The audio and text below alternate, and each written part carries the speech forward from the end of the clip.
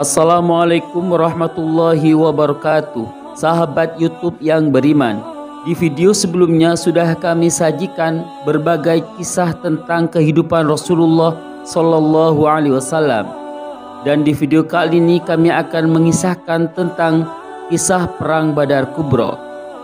Rasulullah Sallallahu Alaihi Wasallam mengadakan persiapan untuk keluar bersama 313 atau hingga 317 orang yang terdiri dari 82 hingga 86 dari Muhajirin, 61 dari Aus dan 170 dari Khazraj. Mereka tidak mengadakan pertemuan khusus dan tidak membawa perbekalan yang lengkap. Kudanya pun hanya 2 ekor. Seekor milik Az-Zubair bin Al-Awwam dan seekor lagi milik Al-Miqdad bin Aswad Al-Kindi. Untanya ada 70 ekor. 1 ekor dinaiki 2 atau 3 orang.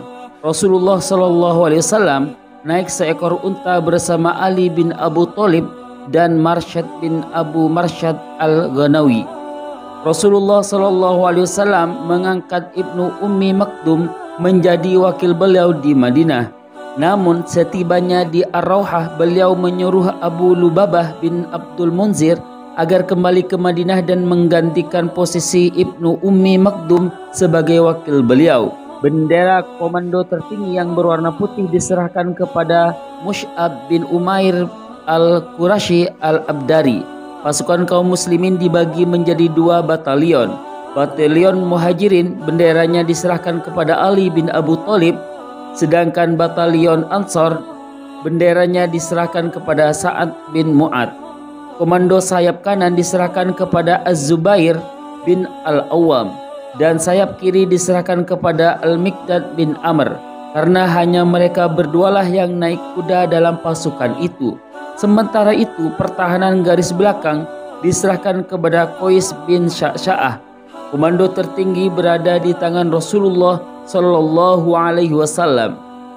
Tanpa berpikir panjang, Rasulullah Sallallahu Alaihi Wasallam berangkat dari jantung Madinah bersama pasukan dan berjalan melewati jalur utama yang mengarah ke Mekah hingga tiba di Sumur Ar-Rawhah. Ketika meninggalkan tempat ini, tidak mengambil jalan ke arah kiri yang menuju Mekah, tetapi justru mengambil jalan ke arah kanan menuju Badar, melewati Rahakon dan tiba Asy-Syafrah.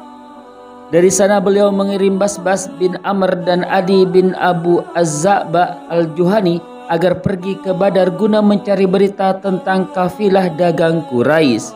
Abu Sufyan yang bertanggung jawab penuh terhadap keselamatan kafilah dagang Quraisy bertindak sangat hati-hati dan waspada. Dia tahu bahwa jalur ke Mekah penuh dengan resiko. Karena itu dia mencari-cari informasi dan bertanya kepada siapa saja di tengah perjalanan. Akhirnya ia pun mendapatkan kabar yang meyakinkan bahwa Muhammad Rasulullah SAW telah pergi bersama sahabat-sahabatnya untuk menghadang kafilah. Karena itulah Abu Sufyan menyewa Damdam bin Amr Al-Ghifari agar pergi ke Mekah dan memberitahu orang-orang Quraisy sekaligus mengirim bantuan untuk menyelamatkan kafilah dagang mereka dan menghadapi Muhammad beserta rekan-rekannya. Damdam mengadakan perjalanan cepat hingga selamat sampai di Mekah dengan baju yang koyak-koyak dan bekalnya yang acak-acakan. Dia berdiri di atas punggung untanya yang hidungnya sudah tampak buruk. Di tengah lembah ia pun berteriak, "Wahai orang-orang Quraisy, selamatkanlah kafilah. Harta benda kalian yang dibawa Abu Sufyan telah dihadang Muhammad beserta rekan-rekannya. Menurutku kalian harus menyusulnya. Tolong, tolong, tolong." Seketika itu juga semua orang bersiap-siap. Mereka berkata, apakah Muhammad dan rekan-rekannya mengira bahwa dia bisa menjadi seperti kafilah Ibnul Hadrami? Sama sekali tidak. Demi Allah, mereka pasti akan mendapatkan kenyataan yang berbeda. Orang-orang Quraisy hanya memiliki 2 pilihan, berangkat sendiri ataukah mewakilkan kepada seseorang. Semua penduduk Mekah hendak bergabung. Tak seorang pun pembesar mereka yang tertinggal kecuali Abu Lahab. Dia mewakilkannya kepada seseorang yang masih berhutang kepadanya. Bahkan beberapa kabilah Arab di sekitar mereka juga ikut bergabung. Semua perkampungan Quraisy ikut andil kecuali Bani Adi. Tak seorang pun di antara mereka yang ikut keluar. Kekuatan mereka berjumlah 1.300 orang.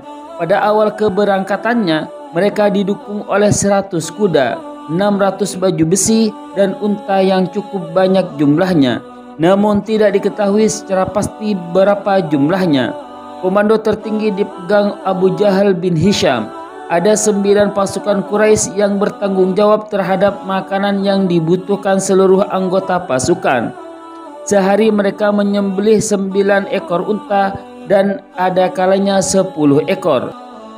Setelah semua orang Quraisy sepakat untuk berangkat, di antara mereka ada yang mengingatkan permusuhan mereka dengan Bani Bakar. Mereka khawatir Bani Bakar akan memukul mereka dari belakang, sehingga mereka bisa terjepit di antara 2 kobaran api. Mereka benar-benar bimbang. Namun kemudian muncul seorang iblis yang menampakkan diri dalam wujud Suraqah bin Malik bin Ju'sum al-Mujidi, pemimpin Bani Kinanah.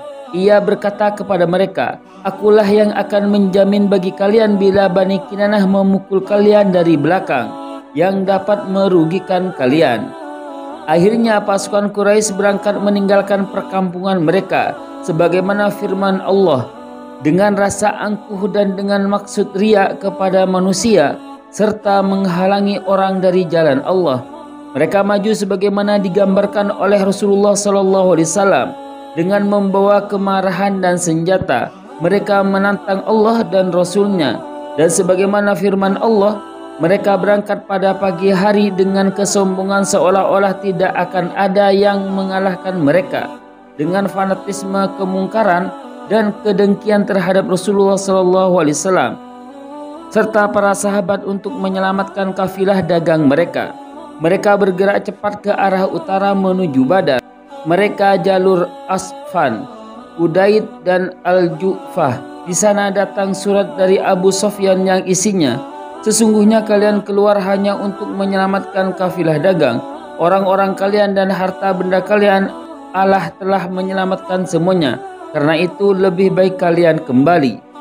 Seperti yang dituturkan oleh Abu Sufyan, pada awalnya dia mengambil jalur utama yang menuju ke Mekah. Namun ia tetap waspada dan meningkatkan gerakan penyelidikannya. Ketika kafilahnya sudah mendekati Badar, dia mengetahui rombongan hingga bertemu dengan Majdi bin Amr dan menanyakan pasukan Madinah kepadanya. Majdi menjawab, "Aku tidak melihat seorang pun yang mencurigakan. Hanya saja tadi aku melihat ada 2 orang penunggang unta yang berhenti di anak bukit ini. Mereka berdua mengisi kantong air lalu pergi." Abu Sufyan segera mendatangi tempat menderum unta 2 orang yang dimaksudkan Majdi dan meneliti kotorannya.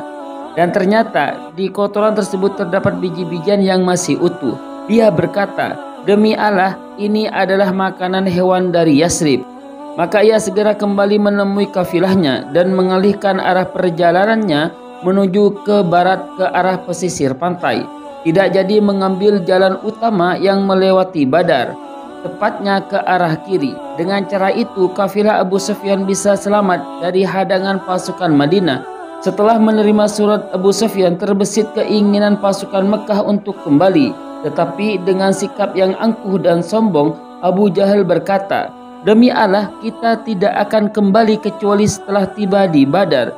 Kita akan berada di sana selama 3 hari sambil menyembelih hewan, pesta makan, menegak arak, dan para biduan menyanyi untuk kita, agar semua bangsa Arab mendengar apa yang sedang kita lakukan dan bagaimana perjalanan serta kekuatan kita, sehingga mereka senantiasa getar menghadapi kita." Sebenarnya Al-Akhnas bin Syarik sudah menyarankan Abu Jahal agar kembali saja. Namun banyak di antara mereka yang juga tidak mau mendengarkan saran dari Al-Akhnas ini. Maka dia pun kembali bersama Bani Zuhra, sehingga tak seorang pun dari Bani Zuhra yang ikut dalam peperangan. Jumlah mereka adalah 300 orang. Selanjutnya, Bani Zuhra sangat kagum terhadap ketajaman pikiran Al-Akhnas ini, sehingga dia semakin disegani dan ditaati. Bani Hashim juga ingin kembali, namun Abu Jahal memaksa mereka seraya berkata, "Janganlah gara-gara peperangan ini membuat kita terpecah hingga kita pulang nanti." Maka pasukan Mekah dan kekuatan 1.000 orang melanjutkan perjalanan menuju Badar.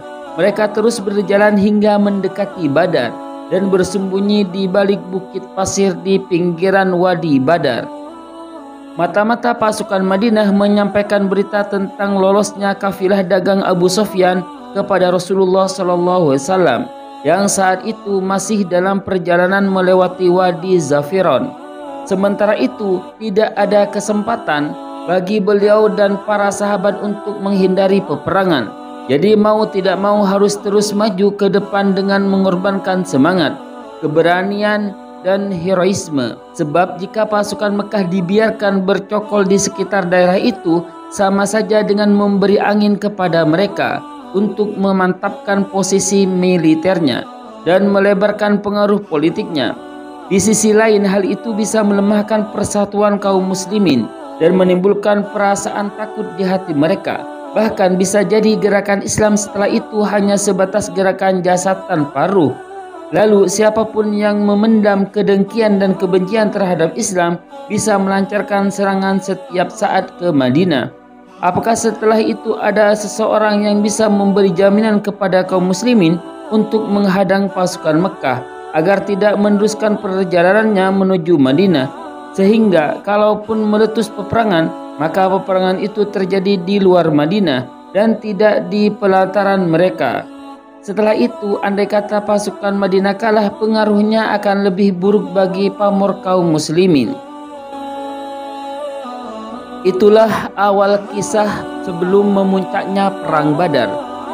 Dan bagi kalian yang ingin mengetahui lebih dalam dari Perang Badar, nantikan video berikutnya.